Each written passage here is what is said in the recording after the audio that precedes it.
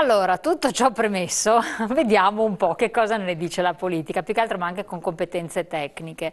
Silvia Fogolin, che responsabilità ha a questo punto nella ripresa? Prima parliamo un po' anche da un livello nazionale, perché anche il nostro esordio, anche come era quello del Presidente, era nazionale. La politica cosa può fare? E poi andiamo a livello territoriale, come bisognerebbe agire. Torniamo su questi temi tante altre volte, per cui un piccolo intervento di inizio e poi vediamo. Beh, la mia premessa non è da politica perché No, no, infatti io ho detto sono... premesso che voi non siete politici di Esattamente, nel senso professione, che eccetera, siamo ma operativi. operativi. Allora, per quanto riguarda le provocazioni, ritengo che la politica effettivamente il suo compito di indirizzo ce l'ha e in questa situazione lo deve avvocare completamente. E non credo che non si sia fatto nulla. L'accompagnamento, soprattutto per queste tipologie di imprese che abbiamo sentito, insomma, ci sono varie forme di indirizzo e anche di intervento per aiutare questa tipologia di impresa ad aggregarsi ed uscire insieme dalle difficoltà. Ecco, la parola insieme è effettivamente il punto chiave di questo Quindi secondo lei, perché intervento. lei è anche ricercatrice studiosa della materia, Esattamente. la situazione attuale di piccole imprese del territorio non è funzionale a un'uscita a due gambe dalla crisi, Beh, come sì. imperativo che avvenga, diceva il Beh, Presidente. allora i fattori sono strutturali e sono i più diversi, nel senso che l'economia ci ha dimostrato, comunque la situazione economica di questi ultimi anni ci ha dimostrato che il piccolo difficilmente da solo riesce ad uscire dalle situazioni di crisi. E infatti le testimonianze purtroppo anche tragiche di esiti tragici appunto sono stati ricordati. La scommessa sta nell'uscire dalla crisi in forme di aggregazione che ti permettano di competere a livello globale, perché l'economia l'economia di questi nostri tempi è un'economia globale che necessariamente deve confrontarsi con grandi scale. Quindi è proprio un nuovo paradigma, come viene definito, cioè non siamo più in forme di economia tradizionale, siamo in forme di economia dove alcune delle leve fondamentali non sono più solo l'innovazione di processo o prodotto, ma sono la capacità di mettere assieme ed aggregare differenti competenze e conoscenze. Quindi, la sfida vera sta nel trovare le forme per aggregare queste diverse competenze e conoscenze. Probabilmente in tutti i settori si è riusciti ad uscire o a trovare delle soluzioni di internazionalizzazione, ma anche di sopravvivenza e quindi di esportazione grazie alla creazione di servizi o di prodotti innovativi con un fortissimo tasso di conoscenza. quindi bisogna fare un Quindi passo in... innovazione, aggregazione, conoscenza, sono queste le vere materie prime di questo secondo nuovo ciclo economico. Perfetto, dopo le darò ancora la parola, però dovete parlare tutti. Cecchinato. Beh, io devo fare naturalmente un'anticipazione perché come candidato di Indipendenza Veneta è evidente che devo premettere a chi ci ascolta che noi puntiamo a un Veneto che rappresenti una nuova nazione sovrana e indipendente. Ascoltavo con molta attenzione quanto diceva chi mi ha preceduto, Edi Sommariva, e cioè che in fondo noi abbiamo delle aspettative messianiche nei confronti di strumenti come il contratto di rete, che tuttavia non può risolvere problematiche quando i fattori della produzione che sono regolati dalla politica determinano dei pesi al piede, delle palle al piede degli imprenditori veneti francamente insostenibili. E mi riferisco per esempio al tema delle imposte, mi riferisco al tema del costo dell'energia, Mi riferisco ai costi della burocrazia che sicuramente determina un gap organizzativo estremamente importante. Quindi parto col dire, fossimo uno Stato sovrano e indipendente, potessimo usare il nostro residuo fiscale, che gli telespettatori devono ricordare, è di ben 21 miliardi di euro, 21 mila milioni di euro l'anno, beh, francamente potremmo dire che le imprese venete avrebbero non solo la possibilità di studiare queste forme di aggregazione, e qui condivido che sicuramente per competere in un mercato globalizzato bisogna avere delle dimensioni critiche. Quindi comunque servono delle dimensioni critiche, a prescindere da... Certo, comunque. però parto dal presupposto che dovremmo avere anche una possibilità di avere i fattori della produzione che non sono così fortemente condizionati dalla politica, in senso negativo naturalmente, quando altri competitor di altre nazioni invece consentono alle loro imprese. Quindi non lavoriamo sugli stessi, non No, operiamo su settori. Infatti ne aveva accennato anche Micheli. Giuseppe Pan. Cosa vede? Lei tra l'altro conosce bene anche una realtà che è stata anche molto florida e produttiva come quella del Cittadellese. Sì, io rispetto agli amici presenti sono un sindaco e quindi ho vissuto sulla mia pelle la crisi, devo dirvi, di questi anni, ricevendo imprenditori, famiglie, lavoratori che o erano licenziati, esodati, con gli sfratti, con i mutui da pagare, le banche che non danno l'accesso al mutuo, quindi imprenditori anche disperati, e quindi anche la scomparsa purtroppo di tante imprese, soprattutto quelle legate, le microimprese nostre venete, all'edilizia e tutto quel settore che, come diceva una volta un vecchio dalle nostre parti, sia Cassoea che porta avanti l'economia, e questa era un po' la mentalità nostra fino a questi Bravissimo, tempi. lei ha toccato, no, io lo interrompo perché lei ha toccato un aspetto importante. Perché non è questo esatto. è stato un po' per noi veneti in generale, delle nostre aree, il problema più grosso, questa grande speculazione c'è stata, e poi un crollo di tutto un mercato dietro di micro, macro imprese che lavoravano comunque in questo settore. Quindi sicuramente siamo a una svolta epocale, perché io sono nel mondo dell'agricoltura quando sono insegnante di ecologia, quindi ho un'impresa agricola, ma anche la meccanica, conosco molto bene la mentalità dei nostri piccoli imprenditori. Quindi secondo me c'è da fare un salto culturale prima di tutto, perché prima di parlare di reti di imprese bisogna che insegniamo ai nostri imprenditori di aver fiducia uno con gli altri, e quindi di riuscire anche a fidarsi dell'amico e non più da vederlo come concorrente, ma comunque come persona che può dare una mano in questo sistema. Io vedevo i dati proprio emessi da 5 anni che sono usciti questi bandi delle reti di imprese. In Veneto ci sono solo 863 imprese che hanno aderito, quindi ce ne sono 20 su 10.000 praticamente la media, quindi vedete che l'imprenditore veneto fa fatica poi a trovare una sinergia, forse perché non si conoscono, forse perché non è preparato, forse perché non c'è un accesso diretto a queste informazioni. Secondo me bisogna creare un facilitatore dell'impresa o delle reti di imprese, forse il ruolo di Veneto Sviluppo, questa agenzia che io sono un sindaco, conosco fino a un certo punto, o altro tipo di agenzie regionali che hanno magari qui i nostri interlocutori, ma anche le categorie economiche stesse, quindi il commercio, l'industria, dopo sentiremo i facilitatori, dovrebbero creare delle squadre, i facilitatori proprio che diano aiuto a questi imprenditori, perché quindi che facciano cultura, quello che si chiama anche è chiaro che uno che ha 5, 6 operai, 10 operai, 20 operai, che ha il problema quotidiano, come fa a capire come andare in Germania, Polonia, Russia, e quindi abbiamo imprese che sono salvate in questa crisi, che sono quelle che stanno lavorando con l'estero, quindi hanno una dimensione estera, hanno un prodotto che si vede all'estero bene e quindi sono innovative, altre che sono a trascinamento che dobbiamo invece in qualche maniera recuperare e mettere insieme.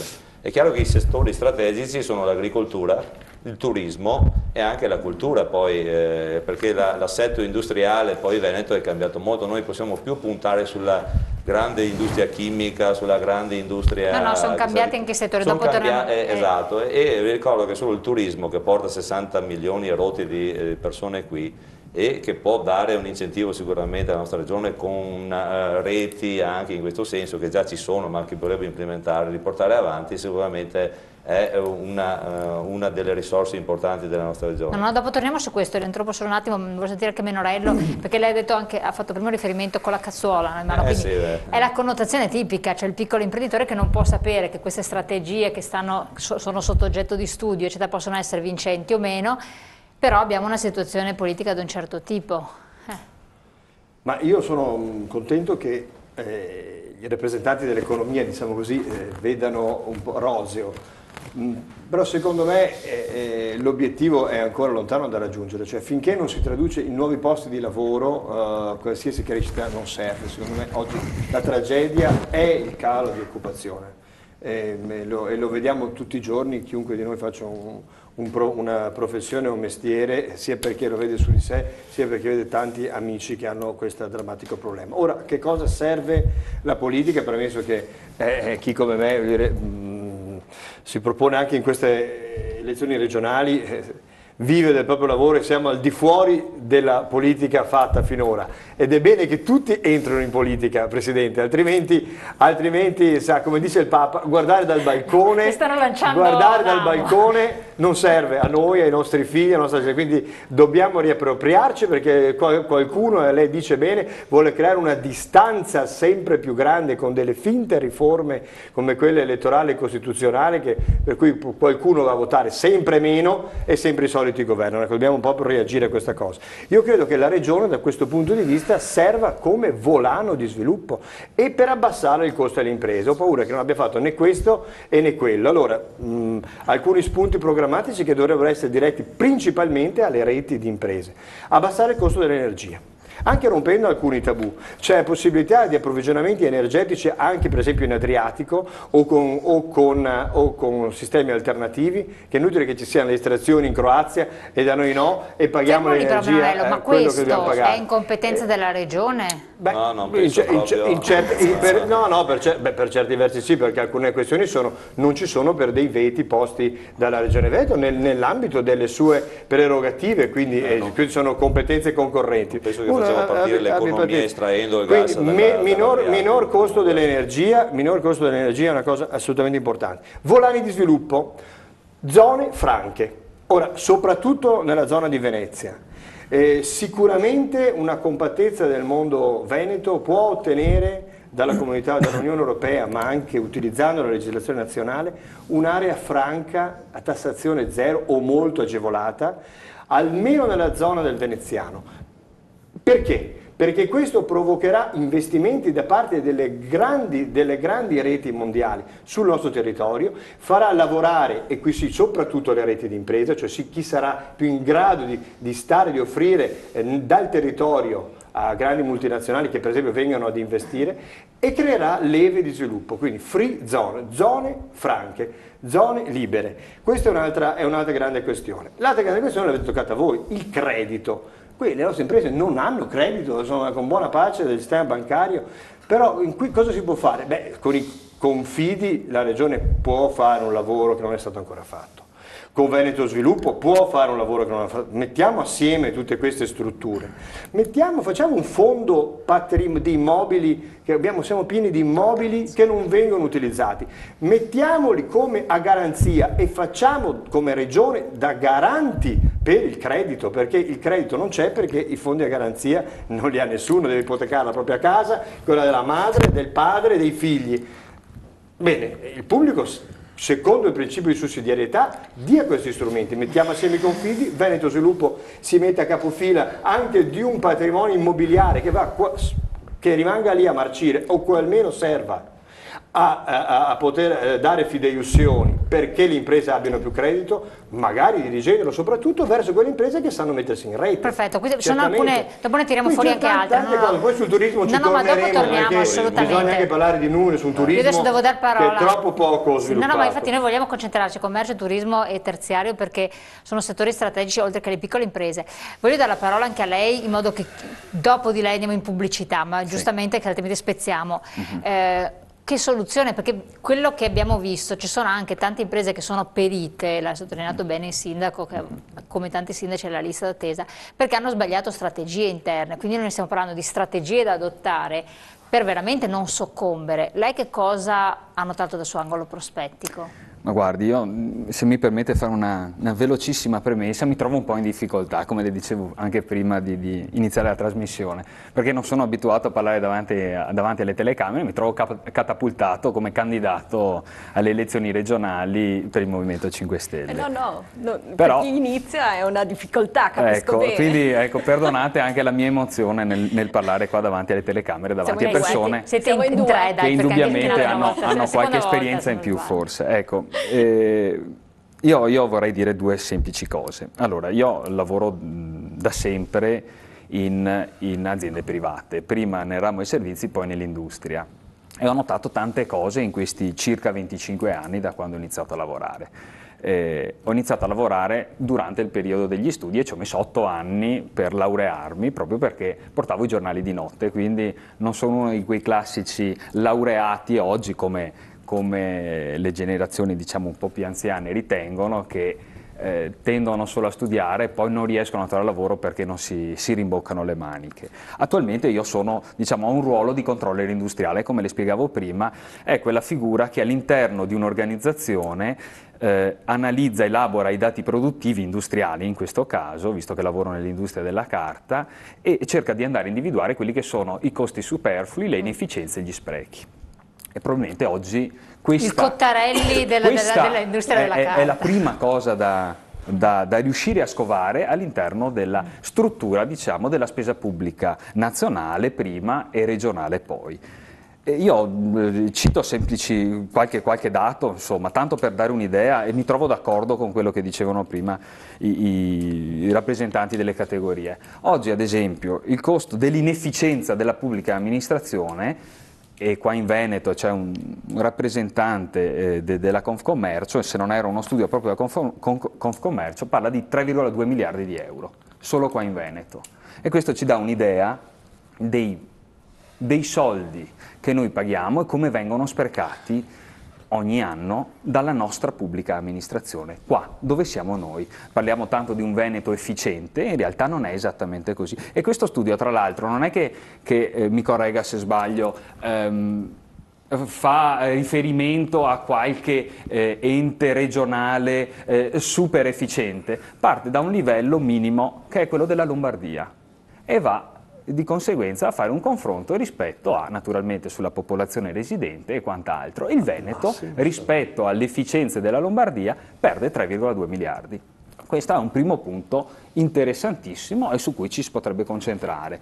Poi veniamo un attimo alle reti di imprese. Un secondo punto, a studi e analisi che sono stati fatti, sono sulla corruzione in Italia. 60 miliardi sono stati stimati, naturalmente le cifre non possono essere certe, controllate, però questa è una stima che viene fatta. In Veneto quanto è? Ci sono vari studi, varie analisi anche là che parlano di cifre veramente alte, di qualche miliardo, in mano in parte alla illegalità, in mano in parte ai pubblici amministratori corrotti. No, dopo torniamo anche sulla corruzione. Chiudo dicendo semplicemente che ho sentito dire prima da qualcuno, una mancata concorrenza sull'energia porta oggi dei costi elevatissimi anche per quanto riguarda l'energia, i megawatt che le imprese oggi acquistano. E chiudo dicendo semplicemente che le reti di impresa, dai vari studi e analisi che sono stati fatti, indubbiamente hanno portato dei risultati. Ma, come diceva qualcuno, quante sono? Rappresentano lo 0,18% delle imprese che abbiamo qua in Italia e dello 0,00 qualcosa qua in Veneto. Di conseguenza, se non erro, siamo intorno alle 700 imprese qua in Veneto che si sono aggregate in rete di impresa. Lo strumento funziona, ma ormai è un fenomeno molto molto limitato. Assolutamente.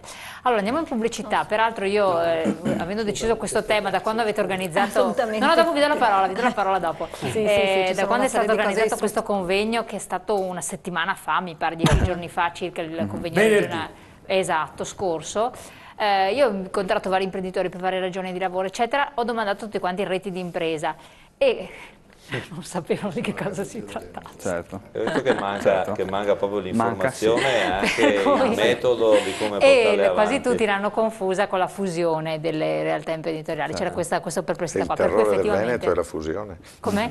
Il terrore del Veneto è la fusione, quindi evoca. Cioè quello che dicevamo, un po' la paura, per quello ancora più soprattutto bisogna spiegarlo, cogliere queste occasioni per dare dei messaggi. Non è solo un problema di informazione, è proprio un problema di cultura. È un problema di cultura, no, infatti siamo proprio a un livello ancora prima dell'informazione. Faccia conto che se un imprenditore ha un macchinario particolare che mette o un brevetto che deve comunque condividerlo in una rete di impresa, ha sempre paura che qualcuno... adesso fare il contratto di impresa non è così. Non è così, bisogna cambiare questa filosofia, bisogna superare questa filosofia della paura. Adesso vediamo di entrare. Una forma di rete viene usata naturalmente negli appalti. Non è semplice.